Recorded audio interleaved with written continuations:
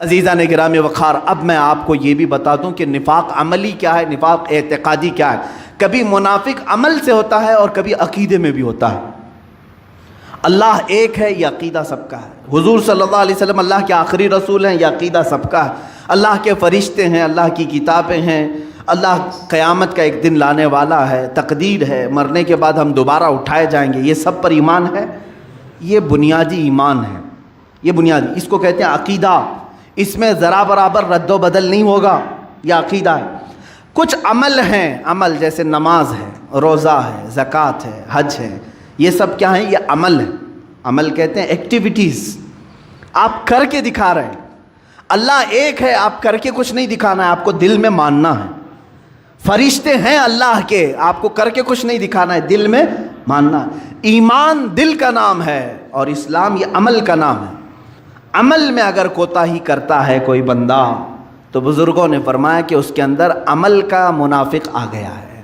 یعنی ایمان تو دل میں ہے، کہتا ہے اللہ میرا سب سے بڑا ہے، لیکن اسی کی عبادت میں نہیں آتا، تو گویا کہ یہ عمل کا منافق ہے۔ عملی منافقت اس کے اندر آ رہی ہے۔ اسلام کو سب سے بلند و بالا مذہب سمجھتا ہے، قرآن کو اللہ کی سب سے سچی کتاب سمجھتا ہے، سب سے آخری کتاب سمجھتا ہے، لیکن اس کی طرف کبھی ہاتھ بھی نہیں لگاتا۔ تو قول اور عمل میں اس کے مخالفت ہے یا نہیں؟ کہتا کچھ اور ہے، کرتا کچھ ہے۔ اس کے لیے کہتے ہیں یہ نفاق عملی نفاق ہے۔ اس کا گناہ یہ ہے کہ قیامت کے دن اللہ تعالیٰ اگر یہ توبہ کر کے مرا تو معاف بھی فرمائے گا اللہ تعالیٰ۔ یعنی نماز نہیں پڑھتا تھا، روزے نہیں رکھتا تھا، زکوٰۃ میں کچھ خرابی آئی، اسلام کے خلاف کچھ عمل کرتا تھا تو گناہ کبیرہ ہے، لیکن اگر توبہ کر کے مرے گا تو اللہ تعالیٰ اسے معاف بھی فرمائے گا۔ اور اگر توبہ کر کے نہیں مرا تھا تو قیامت کے دن اگر اس کی سزا میں جہنم آ گئی تو جہنم میں جائے گا، لیکن ایک نہ ایک دن وہاں سے نکالا جائے گا۔ یہ نفاق عملی کی بات کر رہا ہوں، عمل میں اگر نفاق آیا تھا تو۔ اور اگر عقیدے میں منافقت آ گئی، وہ کیسے؟ کہتا ہے اللہ ایک ہے ہمارے سامنے، اور ہندوؤں کے پاس کہتا ہے جتنے تمہارے خدا ہیں اتنے میرے بھی ہیں۔ عیسائیوں کے پاس کہتا ہے تمہارے ہاں 3 ہیں، میں بھی 3 کو مانتا ہوں۔ تو یہ اعتقادی منافق ہے، یعنی سب کے پاس جہاں گیا ویسا رنگ ڈال دیا، یہ منافق اعتقادی ہے۔ قادیانیوں کے پاس گیا، کہا کہ تمہارا جو آخری نبی تم جس کو غلام احمد قادیانی رسول مانتے ہو، میں بھی اس کو رسول مانتا ہوں۔ محمد صلی اللہ علیہ وسلم، ان کو بھی میں رسول مانتا ہوں۔ یہ منافق اعتقادی ہے، اس کی بخشش نہیں۔ یا اگر بغیر توبہ کے مرا تو قیامت کے دن اللہ تعالی ہمیشہ ہمیش کے لیے اسے جہنم کے سب سے نچلے طبقے میں داخل کرے گا، سب سے نچلے طبقے میں داخل کرے گا۔ اعتقاد میں نفاق آنے نہ پائے، عمل میں اگر آ گیا تو اس کے توبہ سے معافی کا امکان ہے، بچنے کی صورت ہے، لیکن عقیدے میں اگر منافقت آ گئی تو سمجھ لو میرے عزیزو کوئی تمہاری مغفرت نہیں، بخشش نہیں۔ سورہ منافقون کی میں آیتیں پڑھتا ہوں، اللہ فرماتا ہے وَإِذَا رَأَيْتَهُمْ تُعْجِبُكَ أَجْسَامُهُمْ، اللہ جب تم ان کو دیکھو گے تو ان کے جسم تم کو اچھے لگیں گے، منافقین۔ وَإِن يَقُولُوا تَسْمَعْ لِقَوْلِهِمْ كَأَنَّهُمْ خُشُبٌ مُّسَنَّدَةٌ، اللہ فرماتا ہے جب وہ بولیں گے تو تم کو ان کی باتیں اچھی لگنے لگیں گی۔ وہ ایسا ٹال مٹول کر کے بولیں گے کہ تم کو ان کی باتیں اچھی لگیں گی۔ ظاہر سی بات ہے اگر صحیح باتیں ہم بتائیں گے تو کڑوی لگیں گے، ہم عیبوں پر اگر انگلی رکھیں تو کڑوی لگیں گے۔ سود کے خلاف بولیں تو بڈی خور ناراض ہیں، شراب کے خلاف بولو تو شرابی ناراض ہے۔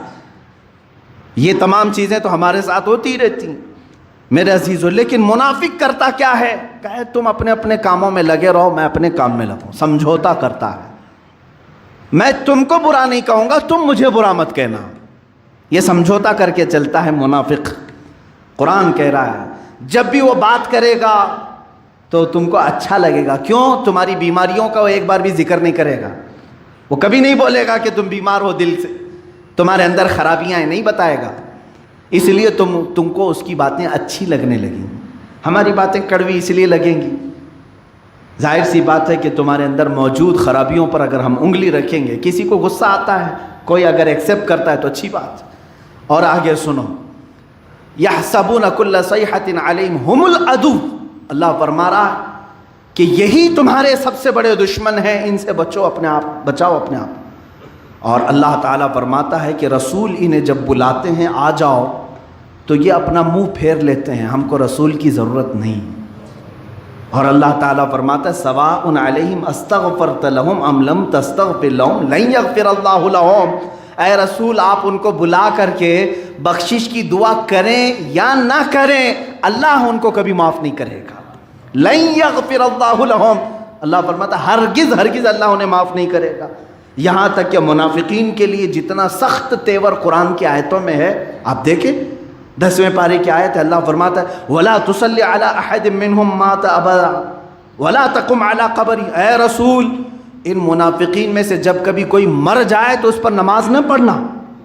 حضور کو حکم ہو گیا، اللہ کے نبی کو جو رحمت للعالمین ہیں، اللہ تعالیٰ فرماتا ہے ہرگز ان پر جنازہ نہ پڑھنا، وَلَا تَقُمْ عَلَىٰ قَبْرِهِ، اور نہ ہی اس کی قبر کے پاس کھڑے ہونا۔ منافق کے لیے اتنا سخت تیور ہے قرآن پاک میں، کیوں؟ یہ ہمیشہ اسلام کی جڑیں کاٹنے کی کوشش کرتا رہا، لوگوں کو ورغلاتا رہا، اسلام کے خلاف ان کے دلوں میں زہر گھولتا رہا۔ میرے عزیزو یہ تمہیں معلوم نہیں پڑتا زندگی بھر، اس لیے ایسوں کی دوستی سے محفوظ رہو جو اسلام کی خرابیاں بیان کرنے کے لیے بیٹھتے ہیں۔ میں تو کہتا ہوں بہت ساری مجلسوں میں یہ شکایتیں بھی ہوتی رہتی ہیں، کل ہی میرے ساتھ ایک ایسا معاملہ ہوا، ارے ہم سنیوں کا معاملہ ایسا ہے، اتنے خراب ہو گئے اتنے خراب ہو گئے، کیوں تم لوگوں کے ذہن و دماغ میں سنیت کو خراب کرنے کی کوشش کر رہے ہو؟ دوسروں کی تعریف بیان کرنا، اہل سنت و جماعت کو کمتر بیان کرنا، یہ منافق ہے، منافق ہے جو تمہیں راہ راست سے ہٹانے کے لیے اس کی کمزوریاں بیان کرے گا۔ سیم اس کی مثال یوں ہے، سمجھ لیجئے میں ایک مدرسے میں پڑھ رہا ہوں، جی جان سے پڑھ رہا ہوں، اچھی پڑھائی ہو رہی تھی، لیکن آپ آئے گھنٹہ بیٹھ کر کے میرے دماغ میں باتیں ڈالنے لگے، اس مدرسے کی یہ خرابی ہے، یہ خرابی ہے، یہاں ایسا پکتا ہے، یہاں ایسا ہوتا ہے، دماغ گھوم گیا، ارے نہیں دوسری جگہ جاتے ہیں۔ ہمارے طلبہ کے ساتھ ہوتا ہے ایسا، اکثر چھوڑ دیتے ہیں، دوسری جگہ جا کر دیکھتے ہیں۔ اسی طرح کا معاملہ منافقین تمہارے دین کے ساتھ کرتے ہیں۔ سنیت، اہل سنت، یہ دیکھو یہ کیا کیا کر رہے ہیں۔ میرے عزیزو اہل سنت و جماعت لوگوں کا نام نہیں ہے، عقیدے کا نام ہے۔ لوگ سب شرابی ہو جائیں، اہل سنت و جماعت پر کچھ فرق نہیں پڑے۔ اہل سنت و جماعت حقانیت کا نام ہے، حقانیت کا نام ہے۔ لوگوں میں اگر خرابی آ گئی تو اس سے اس کا کیا فرق؟ سورج پر اگر آپ الزام لگائیں گے تو یہ بے وقوفی ہے، سورج کا اپنا کوئی قصور نہیں ہے، سورج جیسا چمکتا ہے ویسے ہی چمکتا رہے گا۔ اہل سنت و جماعت ایمان، دین، اسلام اسی طرح سے ایک روشن چیز ہے، ہاں اس کے اجالے میں رہنے والے اگر پورا اجالا نہیں پائے تو اس میں سورج کا کیا قصور ہے؟ اب مثال میں آپ کو بتا رہا ہوں، سورج نکلا ہے، آپ گھر میں سارے دروازے بند کر کے بیٹھے ہوئے ہیں اور کوس رہے ہیں سورج کو، صبح سے ابھی تک سورج آیا ہی نہیں، اور اس سورج سے میرا کوئی فائدہ ہی نہیں، ایسا ہے سورج ویسا ہے سورج۔ میاں تو اپنے دروازے کیوں بند کیا؟ قصور تیرا ہے۔ دوسرا ایک آدمی باہر بیٹھا آنکھ بند کر کے، صبح سے آنکھ بند کر کے بیٹھا ہوا اور کہہ رہا ہے سورج بالکل اچھا نہیں، سورج بالکل اچھا نہیں، کبھی اس سے اجالا دکھتا ہی نہیں۔ سورج کا کیا قصور ہے؟ تو صبح سے آنکھیں بند کر کے بیٹھا ہے۔ اسی طرح دین اسلام چمکتا ہوا وہ سورج ہے، تم اگر اپنے دل کے دروازے بند کر کے بیٹھے رہو گے ہو سکتا ہے تمہیں فائدہ نہ پہنچے، اسلام کا اس سے کوئی قصور نہیں۔ میرے عزیزو اس طرح کی جماعتوں میں منافقین آتے ہیں اور تمہیں ہماری کمیاں اور خرابیاں بتا کر کے اس سے دل برداشتہ کرنے کی کوشش کرتے ہیں۔ اس وقت دعا یہ کرنا، یا مقلب القلوب ثبت قلبی علی دینک، یہ میرے آقا صلی اللہ علیہ وسلم دعا فرماتے تھے، اے دلوں کو پھیرنے والے خدا میرے دل کو اپنے دین پر ہمیشہ قائم رکھ، میرے دل کو ہمیشہ اپنے دین پر قائم رکھ۔ ہم نے پھرتے ہوئے لوگوں کو بہت دیکھا ہے جو تیرے در سے یار پھرتے ہیں، اعلیٰ حضرت فرماتے ہیں جو تیرے در سے یار پھرتے ہیں در بدر یوں ہی خار پھرتے ہیں۔ وہ ایک بار پھر گئے در بدر خار پھرتے ہیں۔ عزیزان گرامی وقار، اب میں آپ کو یہاں پر صاف صاف یہ بتانا چاہوں گا منافقین اس زمانے میں کیسا کام کرتے ہیں۔ یہ تو زمانے رسول کی بات تھی، اللہ کے حبیب صلی اللہ تعالیٰ علیہ وسلم کے زمانے میں انہوں نے جنگوں میں، جہاد میں کفار و مشرکین کو ہماری باتیں لیک کیں، حضور صلی اللہ علیہ وسلم کی جنگی ترتیبات کو لے جا کر کے ان کے سامنے بیان کرتے، یہاں کہاں غلہ رکھا ہے، کہاں اناج رکھا ہے، یہ سب جا کر بتاتے تھے۔ یہ منافقین اس وقت اس طرح کے دھوکے دیے۔ بغداد کو ہلاکو نے جو تباہ کیا، کسی اور کی وجہ سے نہیں، ہمت ہی نہیں تھی ہلاکو کی۔ ابن القمی نام کا ایک شیعہ تھا جو ہلاکو سے مل گیا تھا جا کر کے، اور بغداد کے سارے خزانے، سارے جو اہم پوائنٹ ہے وہ جا کر ہلاکو کو اس نے بتایا، اور اس سے ساز باز کر کے خلیفہ بغداد کے خلاف ہلاکو کی سپورٹ میں آ کر پورے بغداد کو تباہ کیا۔ لیکن کیا ہلاکو نے ابن القمی کو چھوڑ دیا؟ اس کو بھی مارا۔ منافق کی یہی حال، اس کی حالت یہی ہے، وہ ساتھ تو دیتا ہے دشمنوں کا لیکن خود بھی اپنے آپ کو بچا نہیں پاتا، خود اپنے آپ کو بچا نہیں پاتا، خود بھی اسی آگ میں جھلس جاتا ہے۔ اسی طرح میرے عزیزو، اب ہمارے دور میں اگر کوئی بھی اس طرح منافقت کی صفت لے کر کے، چاہے وہ جبہ پہنے، قبہ پہنے، ٹوپی پہنے، عمامہ پہنے، اور چاہے کہیں سے بھی کوئی بات لے کر کے آئے، صرف یہ دیکھنا کہ یہ مجھے مدینہ رسول تک پہنچا رہا ہے یا پھر کفار و مشرکین کی تھیلی میں ڈالنے جا رہا ہے، وہیں تم فیصلہ کرنا۔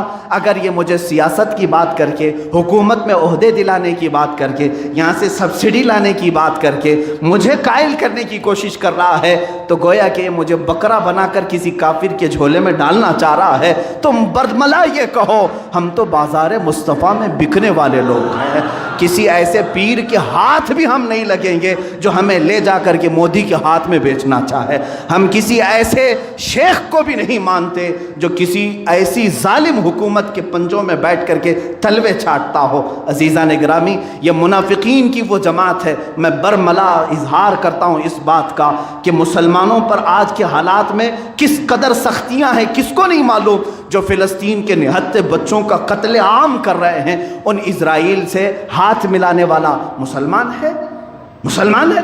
یہ یو اے ای کے جتنے بھی بڑے بادشاہ ہیں یہ منافقت کی اعلیٰ قسموں میں آ گئے ہیں۔ سعودی کے حکام یہ منافقین جو مسجد حرم کے ممبر سے امام کو یہ خطبہ دینے لگاتے ہیں کہ اسرائیل کے لیے اب تعلقات استوار کر دیا جائے، ایک بار بھی انہوں نے فلسطین کے حق میں نہیں کہا کہ وہاں کے بچے مارے جا رہے ہیں۔ تمہارے اندر اسلام اور مسلمانوں کی ہمدردی نہیں، کفار و مشرکین کو گلے لگانے کی ہمدردی زیادہ ہے۔ عزیزان گرامی وقار، 400 کے قریب علماء اسلام کو سعودی عرب نے جیل میں رکھا ہے، جنہوں نے اپنے خطبے میں رد کیا ان کو جیل میں بند کر دیا گیا۔ اور امریکہ کا صدر ٹرمپ آتا ہے تو اتنے سونے سے اسے لاد دیا جاتا ہے۔ سعودی عرب کے ہی ایک شخص نے مجھے کہا تھا تقریباً انہوں نے اپنے 10 سال کے حج کی کمائی صرف اس صدر کو دے دیا ہوگا۔ انہوں نے اس کو کتنے کلو سونے کی تلوار دی، اور جتنے آئے تھے ان کو سب کو گھڑیاں، 250 لوگوں کو مہنگی گھڑیاں، اور ایک ایسی جہاز جس میں 70 کمرے موجود ہیں، یہ سب گفٹ کے طور پر دیا ہے۔ کس کو؟ مسلمانوں کے قاتل، فلسطین کو اجاڑنے والے ٹرمپ۔ اور کبھی ایک طرف دیکھو تو ائمہ کرام، علماء اسلام کو جیل کی سلاخوں میں بند رکھا گیا ہے، جو دعوت اسلام دیتے تھے انہیں آج بھی سڑایا جا رہا ہے جیلوں میں۔ اس کو کہتے میرے عزیزو منافقت، جو دولت اور ہوس اور لالچ کی وجہ سے اسلام کے یہ دشمن ہیں۔ ان کے سفید جبوں کو نہ دیکھنا، ان کے اقال اور ان کے تمام شماغ کو نہ دیکھنا، یہ وہ لوگ ہیں جو قاتلین مسلمین ہیں، مسلمانوں کے قاتل ہیں۔ اور انہی کی ریال پر پلنے والے یا ڈالر پر پلنے والے یا پاؤنڈ پر پلنے والے دنیا میں زرخرید پیر بھی ہوتے ہیں، خریدے ہوئے ٹٹو ہوتے ہیں، اور خریدے ہوئے کئی عالم بھی ہوتے ہیں جو مسلمانوں کے درمیان اختلاف پیدا کرنے کی کوشش کرتے ہیں۔ تم آپس میں لڑتے رہو، بھڑتے رہو، ایک دوسرے کو قتل کرتے رہو، اور یہ بیٹھ کر کے گدیوں میں مسکراتے رہیں گے، ہم نے تو اپنا کام کر دیا۔ آپ کتاب پڑھ لینا، موجود ہے۔ ہیمفرے ایک یہودی تھا، وہ مسلمان بن کر کے تقریباً 25 یا 30 سال اس نے خدمات کیا، کہاں کہاں، ترکی میں، عراق میں۔ وہ خود اپنی داستان لکھا ہے ہیمفرے، اس کتاب کا نام ہیمفرے کے اعترافات، کافی سال پہلے میں نے پڑھا تھا۔ اس نے کہا میں مشن پر نکلا تھا، میں نے حدیث پڑھا، قرآن پڑھا، تفسیر پڑھا، سب پڑھا، اور پھر مسلمانوں کی مسجد میں بیٹھا اور درس بھی دیا مسلمانوں کو۔ بصرہ اور کوفہ کے مسلمانوں میں شیعہ اور سنی کی لڑائی میں نے خود شروع کرائی تھی، اس نے اعتراف کیا۔ اس طرح میرے عزیزو ان منافقین کو پہچاننے کی ضرورت ہے۔ عبداللہ بن سبا وہ ایسا منافق ہے جس نے شیعہ جماعت کو وجود میں لایا، یہ وجود میں لایا ہے۔ مسلمانوں میں کوئی فرقہ نہیں تھا، کوئی جماعتیں نہیں تھی، یہ لے کر کے آئے۔ آپ کب تک اس طرح سوتے رہیں گے؟ اپنوں میں سے کیوں نہیں پہچانتے؟ آج ایک بات یاد رکھنا، دین اسلام کے متعلق اعلیٰ حضرت رضی اللہ تعالیٰ عنہ نے فرمایا ہے کہ اگر حضور اکرم صلی اللہ تعالیٰ علیہ وسلم کی محبت کو چھوڑ کر کوئی تمہیں گستاخ رسول سے ہاتھ ملانے کی بات کرے، دین اسلام کے مخالفین سے ہاتھ ملانے کی بات کرے، اعلیٰ حضرت نے اپنی کتابوں میں لکھا پھر چاہے وہ تمہارا کتنا ہی عزیز کیوں نہ ہو، تمہارا باپ ہی کیوں نہ ہو، اسے ایسے نکال کر پھینکو جیسے دودھ میں سے مکھی کو نکال کر پھینکا جائے، تمہارا اس سے کوئی تعلق نہیں ہونا چاہیے۔ ہمارا رشتہ رسول کریم صلی اللہ تعالیٰ علیہ وسلم سے۔ ارے میاں ہمارے ہاں تو قانون ایسا چلا ہے اہل سنت و جماعت مارہرہ مطہرہ کے، وہ سادات اعظام جہاں سے اعلیٰ حضرت بیعت ہوئے، خاندان میں کچھ لوگ شیعہ ہوئے تو خاندان کے ہی سادات نے علل اعلان یہ ذکر فرمایا کہ ان کا ہمارے خاندان سے کوئی تعلق ہی نہیں ہے، جبکہ وہ اس خاندان کے لوگ تھے۔ ختم کر دیا کہ جب تمہارا رشتہ ہمارے سے خون کا ہے تو ظاہر سی بات ہے اس سے افضل رشتہ محبت رسول کا ہے، اگر اس میں کمی آئی تو تمہارا ہمارے خاندان سے کوئی تعلق نہیں۔ ہم اس اہل سنت و جماعت کے پلیٹ فارم پر ہیں، ہمارے ہاں شخصیتیں اہم نہیں ہیں، ٹوپیاں داڑیاں اہم نہیں ہیں، ہمارے ہاں محبت مصطفیٰ اہم ہے۔ اگر گدڑی پہننے والا عاشق رسول ہے تو ہمارے سروں کا وہ تاج ہے، اور اگر جبے قبے پہننے والا گستاخ رسول ہے، چاہے وہ کسی بھی مسجد یا خانقاہ کی گدی پر ہی کیوں نہ بیٹھے، ہمارا اس سے کوئی تعلق نہیں۔ جو مسلمانوں کو بیچنے کی بات کرے، لے جا کر کے فروخت کرنے کی بات کرے، چند پیسوں میں اور سکوں میں بک جائے، میرے عزیزو ایسے کہ ہاتھ میں ہاتھ ہرگز نہ دینا، یہ منافقین ہیں، ان کو پہچانو اور منافقت سے توبہ کرو۔ اس لیے کہ جتنے اولیاء کاملین آئے سب کی دعاؤں میں دیکھ لینا وہ روتے روتے یہ دعا کرتے تھے، اے اللہ کفر تو شرک سے تو میں بچ جاتا ہوں، لیکن دل میں کبھی منافقت آ گئی تو یہ معلوم نہیں پڑتا، اے رب ذوالجلال میرے دل کی نفاق سے تو حفاظت فرما۔ مسلمانوں اس سے دعا کرو کہ اللہ ہم کو منافقت سے بچائے، نفاق سے بچائے۔ دیکھو آج ہماری جماعت میں کچھ لوگ منافق آ کر کے مسلمانوں کا عقیدہ خراب کر چکے ہیں۔ عام نوجوان اب صحابہ کی شان میں گالیاں دینے لگا ہے، ان کو کون اس طرح لایا ہے، کون ہے جو اکسایا ہے؟ شان امیر معاویہ کے خلاف بھونکنے والے، سبزیاں بیچنے کی ان کی قدر نہیں ہے، جو دیوار بنانے کے کام کرتے ہیں، جھاڑو جھاڑنے کے کام کرتے ہیں، یہ شان امیر معاویہ میں کتے کی طرح بھونک رہے ہیں۔ ان کو آخر یہاں تک لایا کون؟ ان کے پیچھے کوئی نہ کوئی ایسا منافق ہے جو جماعت اہل سنت میں داخل ہو کر کے، جماعت اہل سنت کا نام لے کر کے ان کو بغض صحابہ سکھاتا ہے۔ سمجھ جاؤ میرے عزیزو، آج صحابہ کی شان میں اس نے سکھایا، کل تمہیں یہ بھی کہے گا کہ رسول مر کر مٹی میں مل گئے، معاذ اللہ رب العالمین۔ سمجھ جانا اہل سنت و جماعت سے اگر سر منہ بھی انحراف کرو گے تو گمراہی ہے، کھائی ہے۔ اللہ تبارک و تعالی ہمیں ان تمام چیزوں سے محفوظ رکھے۔ ہمارا عقیدہ وہی ہے جو ہمیں ہمارے بڑوں نے سکھایا ہے، انہیں جانا، انہیں مانا، نہ رکھا غیر سے کام۔ للہ الحمد میں دنیا سے للہ الحمد میں دنیا سے مسلمان گیا۔ میرے آقا صلی اللہ تعالیٰ علیہ وسلم کی بارگاہ میں ہمارے دل و جان اور ساری چیزیں فدا ہیں۔ جو ان سے وابستہ ہے وہ ہمارا ہے، جو ان سے ناآشنا ہے اس سے ہمارا کوئی تعلق نہیں ہے۔ جو تیرے در سے یار پھرتے ہیں، در بدر یوں ہی خار پھرتے ہیں، وہ سوئے لالہ زار پھرتے ہیں، تیرے دن اے بہار پھرتے ہیں۔ اللہ